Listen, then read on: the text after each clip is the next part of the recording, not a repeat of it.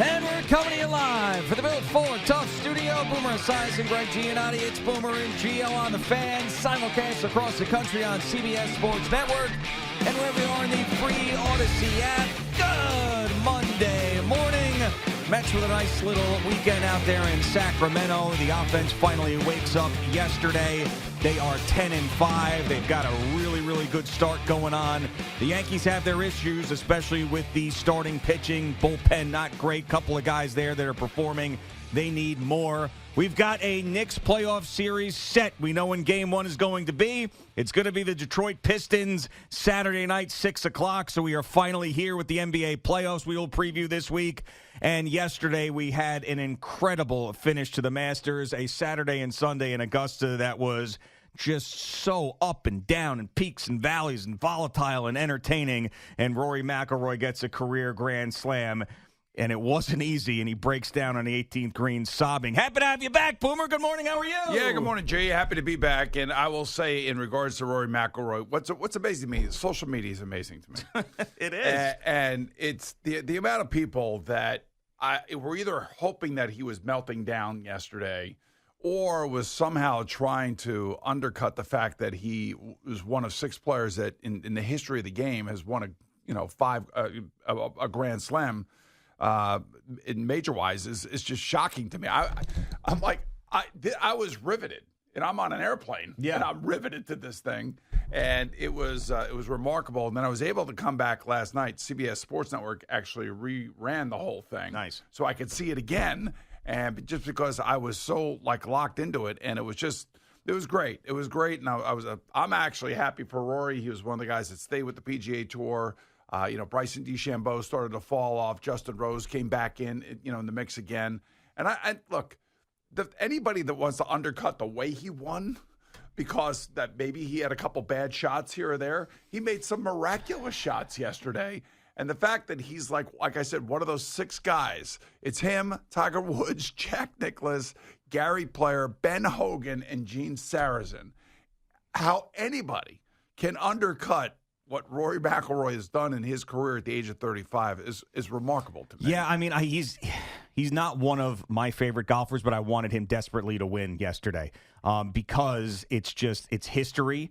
I know how hard he worked at it. It's 11 years between majors. It's a career Grand Slam. He had melted down at the Masters in 2011. We understand what happened last year in the U.S. Open where he's missing those putts. So I wanted him to do it. I just think that there are people that – because, if it's the stuff with the European Ryder Cup team where last year was getting into it with the American caddies, or the fact that he crapped all over Liv and was on his high horse, or the fact that he doesn't embrace some of the more fun things about golf that people will get on him a little bit. But you got to throw that stuff aside and understand what you're watching here. And if you couldn't enjoy that and get behind him yesterday, then you're just a jerk. I mean, you just are. Well, there's a lot of idiots out there on social media. But my thing is that I almost felt like it was preordained that he was going to win this Masters. Going into it last Wednesday, we were talking about how he was the favorite. He was going to be the guy. And everybody, it was almost like everybody knew he was going to win. But how was he going to win? And to me, I'd much rather see a golf tournament, especially a major of this caliber, being played the way that this whole thing played out, as opposed to somebody running away with it by a 7-stroke lead. Of course. I mean, this is what makes it even more enjoyable to watch, whether it be the cringe-worthy shots or the oh my God shots. It's and it does take a lot, man. It's 4 days. It's 73 holes of golf in this case. And it is pressure-packed. There are enormous expectations, and the weight of the golf world are on his shoulders. Now, okay, he gets paid $4.2 million, so it's not a bad day. Well, no, but and he's a Masters champion. He's a Grand Slam champion, and he could say that he has done something that only 5 other players have ever done in the history of professional golf. So. To any way, shape, or form say he's not the guy, he doesn't have it. I mean, I'm blown away by it. Well, I think a lot of people too, and I'm playing devil's advocate because I bet Rory to win prior to the tournament. I thought this was his year. I also was rooting for him, not just because of the bet. Bryson won the U.S. Open. I like Bryson a lot, but it was Rory's time. I wanted to see this happen. I actually felt like if he didn't come back and win that playoff after he missed that putt on 18, I was like, this is going to be Phil Mickelson in the U.S. Open. It's just never going to happen. He's not Phil Mickelson. You know that, but that's what I felt like with him in the Masters. It was just destined to not happen if he didn't come back and win the playoff, which he did. But I also think, a lot of it's gambling driven too. Like a lot of people, they like Bryson. They want to bet Bryson. Bryson comes back. He hits that putt on 18 to get 2 back on Saturday. And a lot of people bet him. And then there's pools and everything else. So I think that good. Get on his ass then for not winning. Right. But I just think that there's, there's some irrational dislike there for Rory. But I still think there were a lot of people that wanted him to win. And you saw the patrons there, for God's sakes. I mean, when he missed that putt on 18, people, their guts were ripped out in front of him. And then he got a huge ovation. And then that emotion to come out, to collapse and start sobbing on 18 just sort of shows you like what that meant to him. And you could talk about all the money and the hundreds of millions of dollars that he's made and all of these things. But that's what, when sports boils down to it, that moment for him, the money wasn't the thing. No. It was his legacy. It was everything he put into it, from chipping into a washing machine when he was a kid, to all of these things. It just all came out in that moment, and he's sobbing, and the green jacket put on him, and it's just this weight off of his shoulders. It was amazing thing to watch. It is more about the money. It is the green jacket. It is the legacy. It's one of the most beautiful trophies that you'll ever see. Obviously the clubhouse in gold right there. That was awesome. I think it's gold, maybe silver, who knows.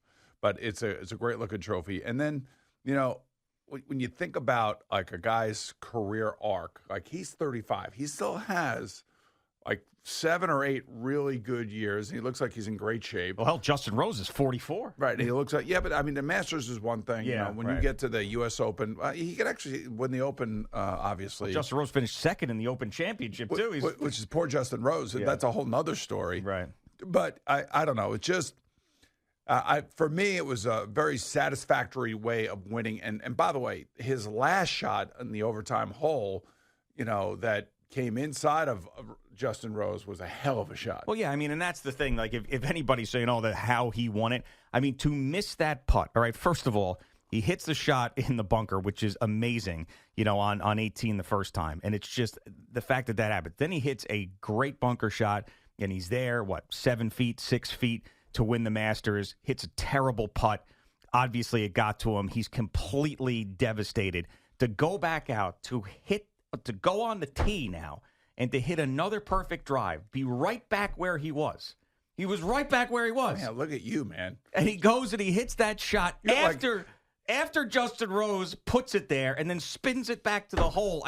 Come on! You're like WFAN's answer to Trevor Immelman.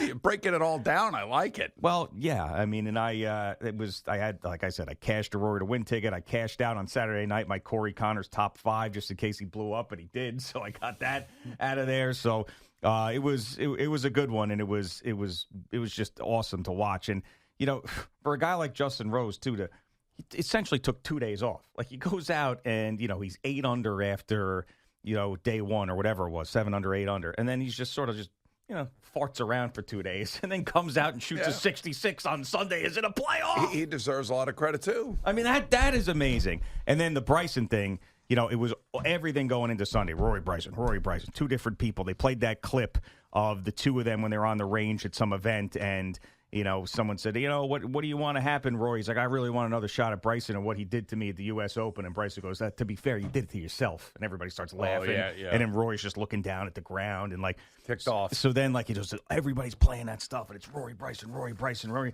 And then here comes Rory, who double bogeys 1, and then all of a sudden his 2-shot lead is gone. Yeah, that was amazing. The first 5 holes were amazing. Right. And then that's golf. Right, and then Bryson takes the lead at one point. He's 11 under, Rory's 10 under, and then all of a sudden Bryson just went right down the tubes. So you're saying Bryson did it to himself? This time he did. Yes, he did. So I guess Rory gets the last laugh. He does. And, apparently there was an interview after the round with Bryson. I don't know if you saw it, where people were asking him, what was Rory like out there, in the final round. He goes, I don't know. He didn't talk to me. He goes, you could see that they were separate. And then he goes, they were doing their own thing, man. And then he goes, the reporter goes, well, did you engage? Did you ask him stuff? He goes, yeah, he just didn't talk to me. What the other part of this whole thing is, if you watch the way they were coming to the first tee, Bryson's high-fiving everybody. Yeah. And Rory, he's high-fiving a few people, but not as not as like jovial as I would say that Bryson was. He was steely-eyed, and he wanted to win this thing. And he was just going to be as focused in as anything. And I can understand why Bryson would say that about the round of golf, because there is more to it. There is lived aspect to it. There's the PGA Tour aspect to it. And those are the two famous guys. Those are the two guys that are representing each tour. And, I'm still thinking that the guys who stayed on the PGA Tour are ticked off at LIV. And I'm still thinking that the guys that went to LIV thought that they had the guys on the PGA Tour on their side to force the PGA Tour to do what they did. Yeah. But in actuality, a lot of those guys probably said, yeah, you got a point, but we're not leaving. Yes. I think there's all of that stuff, that interpersonal workings of the initial foray into LIV. And I'll never forget, because Phil Mickelson was the face of it. Yeah. And Greg Norman and Phil. Right. Yeah, but it was really Phil with the players. Yeah. And I really believe that Phil felt like he had most of the players, if not all the players, on his side. And then all of a sudden, everybody split. And it became untenable between the players themselves. And I think we saw a little bit of that yesterday. Yeah, I mean, there's also this, some of the players think that what Bryson does on YouTube is silly, and Rory's one of those guys. He's come out and said that he thinks, YouTube golf, and he sort of scoffs at it. So that's another thing. You couldn't be two more different people. I mean, Bryson bogeys a hole, and he's slapping 200 guys' hands as he's walking to the next hole. Rory birdies a hole, and he just puts his head down and doesn't look at anybody. They're so different, and that's what made it great. But unfortunately, it really wasn't a battle between those guys. I mean, it just wasn't. It was a battle of Rory against all his Masters demons. That's what it was. Yeah. You're right. And by the way, Scotty Scheffler and those guys are all hanging around. Yeah. You're just waiting for somebody to collapse. And, Rory kind of collapsed, but then he had enough gas left in the tank that if he did collapse a little bit, that he would still have a chance to win the golf tournament. Like there would have been nothing. I think if we would have come in here this morning and it would have been a meltdown, I think that would have just ruined everybody's, who loves golf, who loves watching golf, who loves the Masters. Yeah. Watching the Masters. If Rory would have melted down ultimately and lost, I think we all would have been really, really disappointed. Yeah, it would have been a negative feel as a positive feel. It wouldn't be like, I feel great for Justin Rose. It would have been like, I cannot believe he choked it up again. Like, I just can't believe it. So, yeah, I mean, this now, it's like to think for 11 years he tried and couldn't get it done. And then he's standing over that putt the first time, on 18, and he misses that putt. Like he has got to be like, and he even said in one of the interviews with Marty Smith afterwards, he's like, it was like he goes, finally, You're a part of history now. And he goes, well, I was running away from history there for a while.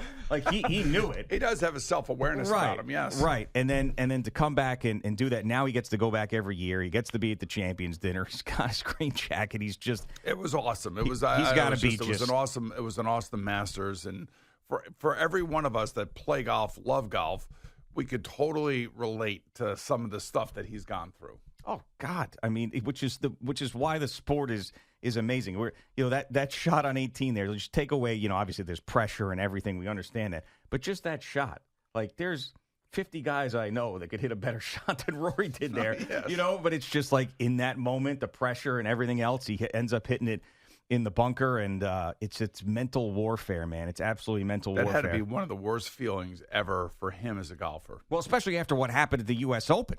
He's missing those putts at the U.S. Open. Now he's like, holy crap, it's happening again? Do you think he's up this morning working on his putting? No. I would, if I were him, I would be. Yeah, I think that there's plenty of time to do that.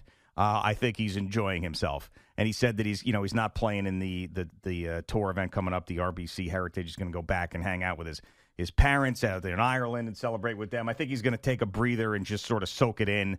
And he'll get back to his putt. I mean, he made some big putts throughout the tournament. He's supposed to be on the Travelers Championship. He's supposed to be there. Yeah, I hope so. Yeah, but that's later in June, and that's an elevated tournament. Right. So he should be there. Scotty should be there. The whole group of them should be there. Well, Rory backed out last year because it's the tournament after the U.S. Open. Yeah, and then he he had a meltdown. And then so one thing I will say about him, like if he has a bad round, he doesn't want to talk about it. Yeah, that was a big controversy this week about. I mean, and I think you have to. I think, and this is the difference between him and Bryson. Yeah, Bryson somehow, some way, has evolved over the last 3 years into like one of the most, if not the most popular golfer worldwide.